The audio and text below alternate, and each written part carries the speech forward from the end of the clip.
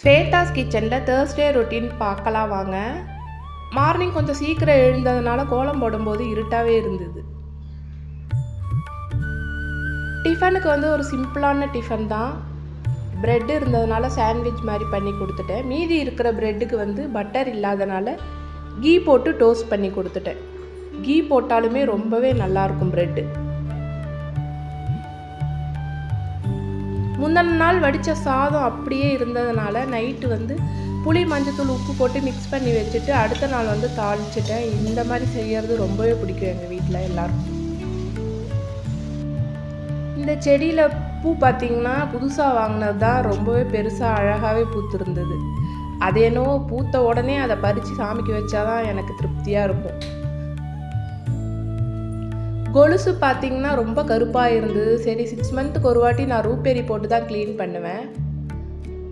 கொலுசில் எல்லா இடத்துலையும் படுற மாதிரி ரூபேரியை போட்டுக்கணும், தண்ணியே படக்கூடாது. அப்புறம் ஒரு காட்டன் எடுத்து எல்லா இடத்துலையும் நம்ம தேய்ச்சிட்டு அதுக்கப்புறம் தண்ணியில் நம்ம வாஷ் பண்ணிவிட்டு ஒரு துணியில் துடைச்சோன்னா புதுசு மாதிரியே இருக்கும் கொலுசு. நான் 6 மாதத்துக்கு ஒரு வாட்டி இப்படி தான் செய்கிறது.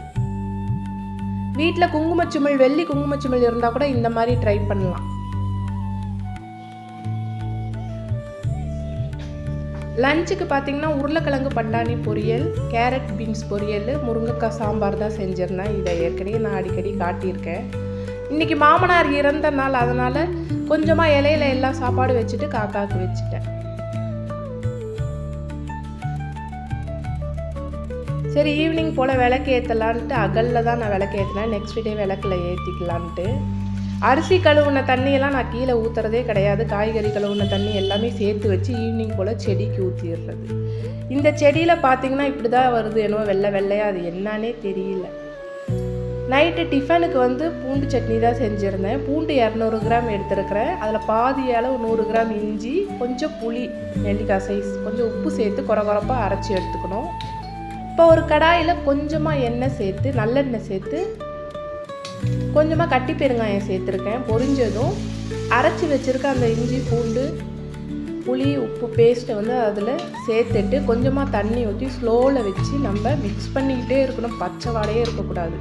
இப்போ ஒரு சின்ன பேனில் ஒரு 2 டேபிள் ஸ்பூன் நல்லெண்ணெயை நல்லா சூடு ஏற்றிட்டு ஆற வச்சிடணும். இப்போ நல்லா வதங்கினதும் இஞ்சி பூண்டு பேஸ்ட்டில் 2 ஸ்பூன் நான் தனி மிளகாய் தூள் சேர்த்துருக்கேன். சேர்த்து நல்லா மிக்ஸ் பண்ணணும். பச்சை வாடையே இருக்கக்கூடாது. எல்லாம் மிக்ஸ் ஆனதும் 1 ஸ்பூன் வெல்லம் சேர்த்து அதையும் நம்ம மிக்ஸ் பண்ணிக்கணும். நல்லா பச்சை வாடெல்லாம் இல்லாத போது ஆஃப் பண்ணிவிட்டு இந்த எண்ணெயும் ஆறினோடனே அதில் சேர்த்தா பூண்டு சட்னி ரெடி. ட்ரை பண்ணி பாருங்கள்.